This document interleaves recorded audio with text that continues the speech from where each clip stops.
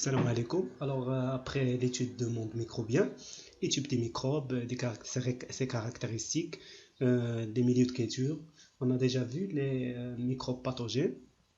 Les microbes pathogènes sont déjà des microbes qui sont dangereux pour la santé de l'homme. Alors,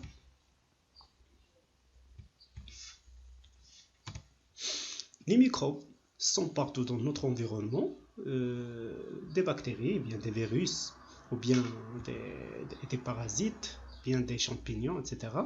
Comme le coronavirus, le salmonella, les choléra, etc.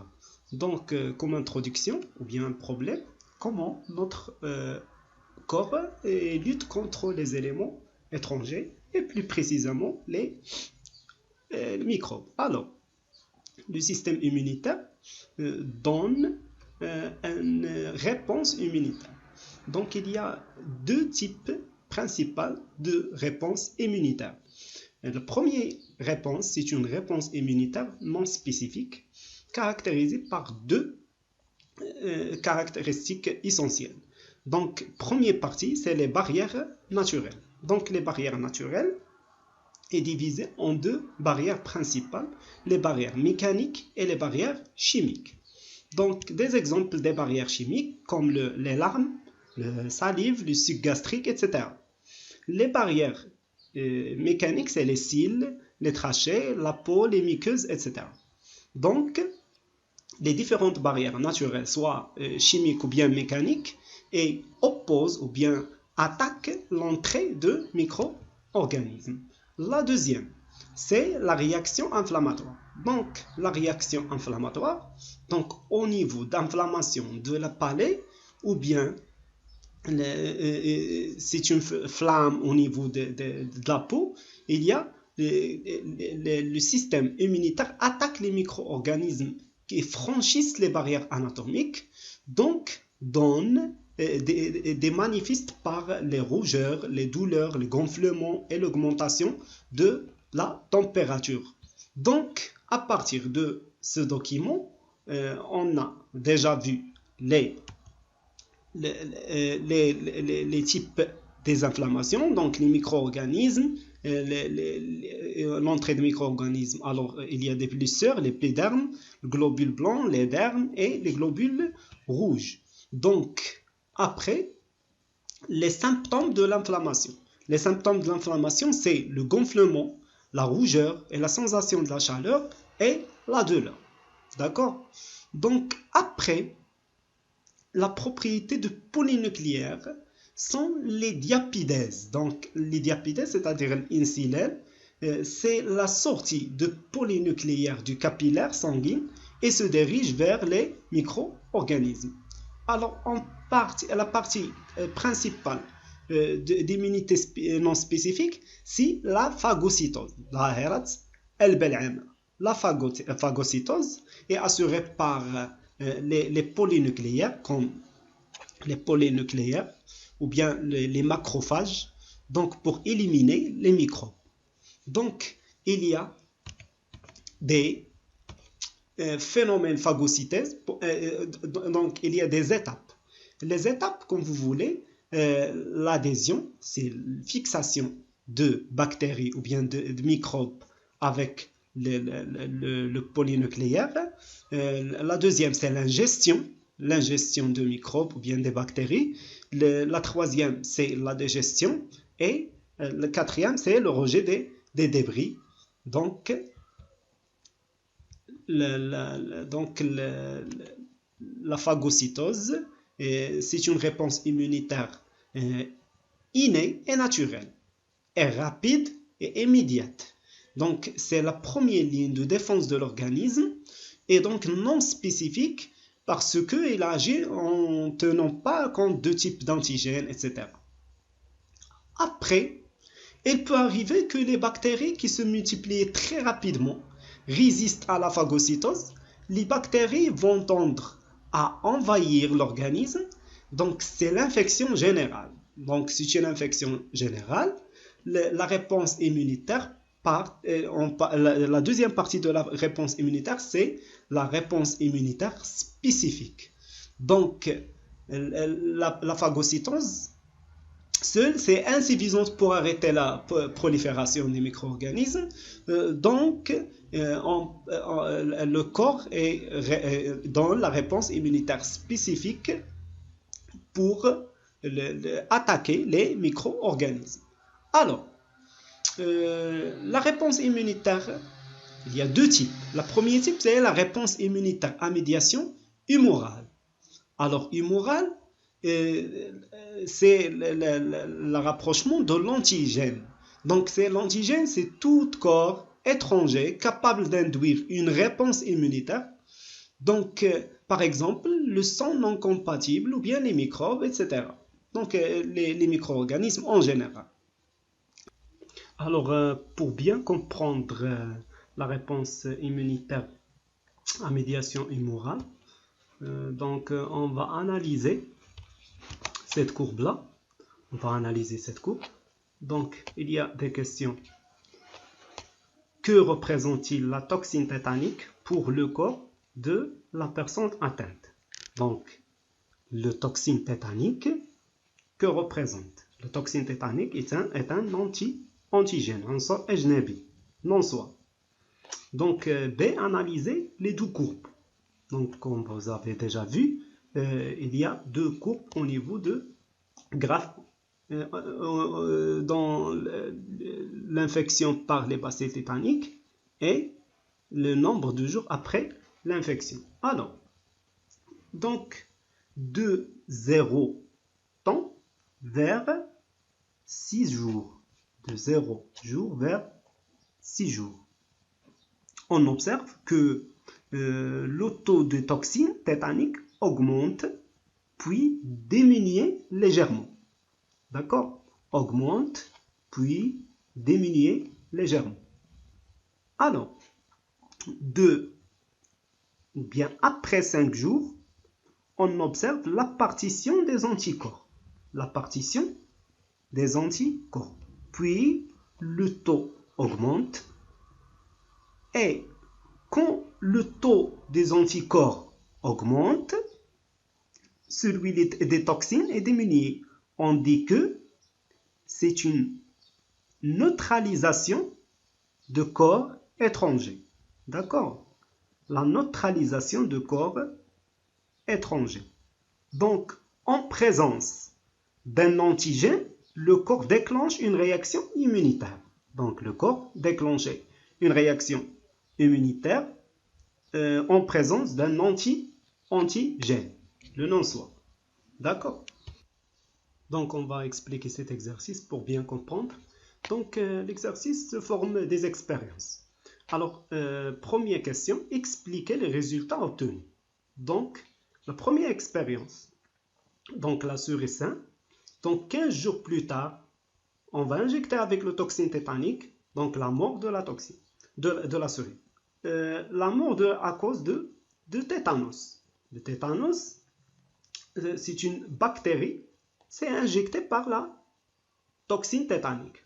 Donc, la deuxième, l'anatoxine tétanique, et après 15 jours, toxine tétanique, on va injecter les toxines tétaniques, la souris reste vivante. Donc, S2 survit car on injecte la toxine tétanique. Et 15 jours plus tard, on injecte la toxine tétanique. Donc, S2 est immunisé contre le tétanos. Donc, on se met le tétanos. Donc, le troisième, la mort de la souris. Donc, la mort de la souris après l'injection de toxine diphtérique, même si on a injecté avant 15 jours l'anatoxine tétanique. Donc, la mort, car elle est immunisée contre le tétanos et non pas contre le diphtérie. Donc, les anticorps sont spécifiques. Les anticorps sont spécifiques. Donc, نوعية لواحد البكتيريا أو الميكروب معين. La quatrième expérience, donc, S1 est survie. S1 ou bien S5 est survie. grâce à l'injection de sérum qui contient des anticorps provenant de S4. Donc, le S4 est guéri du tétanos. Donc, guéri de tétanos. Donc, déduire le type de la voie immunitaire utilisée en justifiant la réponse. Donc, c'est une réponse immunitaire spécifique à voie humorale car il y a la production des anticorps spécifiques. D'accord? Donc, les anticorps spécifiques pour des bactéries précises. On conclut que les anticorps sont dirigés contre l'antigène qui a provoqué leur production et donc cette immunité est spécifique. Donc, la réponse immunitaire qui fait intervenir les anticorps s'appelle une réponse immunitaire à voie humorale. Donc, le rat S2, bien la souris S2, acquis, donc c'est une immunité contre le tétanos, donc c'est une immunité acquise. Donc, cette immunité est donc appelée immunité spécifique acquise humorale.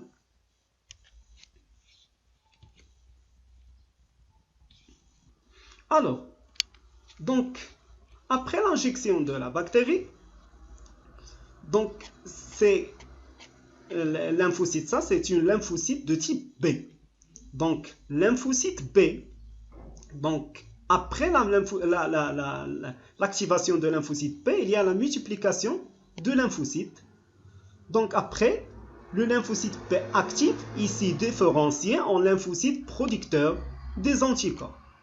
Donc, donner ou bien produit des anticorps. Le lymphocyte P produit les anticorps immunitaires à médiation cellulaire. Et pour bien comprendre la partie ça, on va corriger un exercice, ou bien on va répondre à un exercice. Donc, c'est un exercice se forme des expériences. Donc, le médecin allemand Albert Koch a pu isoler les bactéries responsables de la tuberculose, Wamarad Soul. C'est une maladie mortelle. Donc, une vingtaine d'années plus tard, les chercheurs Calmette et Guérin ont pu isoler l'anatoxine correspondante au vaccin, le vaccin de BCG.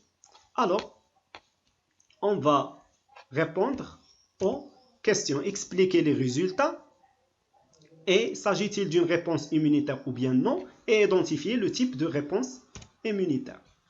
Donc, la première expérience souris sain. Alors, on injecte le bacille de Koch, la mort de la souris. Donc, S1 est mort à cause de bacille de Koch. Donc, S1 n'est pas immunisé contre cette maladie. Donc, la deuxième expérience, on va injecter le BCG, le vaccin, et après, on va injecter le bacille de Koch, donc S2, et survie. Donc, survie, car le BCG a permis d'immuniser le S2, donc les S2 survivent. Donc, pour la troisième, donc, on va injecter le BCG de S3 pour S3. Donc, l'injection de sérum de S3. Après, donc le bacille de Koch, donc injection de sérum S3, donc et bacille de Koch, mais donc l'S4 est mort. Pourquoi il est mort? Car le sérum contenant des anticorps. Donc le sérum, c'est-à-dire contenant des anticorps. Alors, n'a pas détruit les bactéries de BK, la bacille de Koch. Donc pour S6, S6 reste vivant, même si on injecte la bacille de Koch. Ne meurt pas car on injecte les lymphocytes T. Aux lymphocytes T, ils déduisent les bactéries et immunisent la souris contre la bactérie. Donc la deuxième question, c'est une réponse immunitaire à médiation immorale? Non, c'est une réponse immunitaire à médiation cellulaire. Pourquoi? Car elle intervenir des anticorps et n'a pas à intervenir des anticorps. Et la troisième question, c'est une réponse immunitaire à médiation cellulaire qui ne se fait pas à l'intervention des anticorps, mais par l'intervention des lymphocytes T. Donc, la cellule infectée par un virus ou bien un microbe, donc la lymphocyte T spécifique reconnaît les cellules infectées par le microbe, donc la stimulation et l'activation de lymphocytes T pour multiplier en plusieurs lymphocytes qui s'appellent lymphocytes T8. Donc, lymphocyte T8, c'est une lymphocyte qui donne des lymphocytes tueuses, donc tueuses qui tuent la bactérie, et des lymphocytes mémoire qui donnent la mémoire ou l'immunité. Donc, d'après le document précédent, décrire comment les lymphocytes tueurs attaquent les cellules infectées. Donc, après la reconnaissance de l'agent pathogène, donc le microbe ou bien virus, etc., la cellule infectée par virus ou cellule cancéreuse, le lymphocyte T8 se transforme ou bien se active, se forme de TC. Le TC, c'est une T-cytotoxine. Donc, T-cytotoxine, c'est-à-dire lymphocyte tueuse. Donc, ces derniers sécrètent des substances toxiques capables de performer la membrane de la cellule infectée qui éclate et bien sûr la mort de la cellule ou bien la destruction de la cellule.